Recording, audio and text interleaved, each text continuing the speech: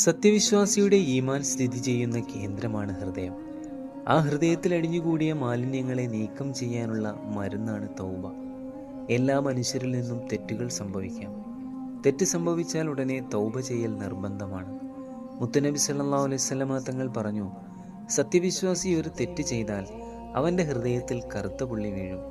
അവൻ ഉടനെ തൗബ ചെയ്താൽ അവൻ്റെ ഹൃദയം തിളങ്ങും.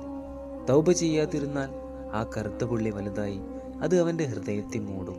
അവൻ്റെ ഹൃദയം കട്ടിയുള്ളതാവും. തൗബ ചെയ്യുന്നവരെ അള്ളാഹുവിന് ഏറെ ഇഷ്ടമാണ്.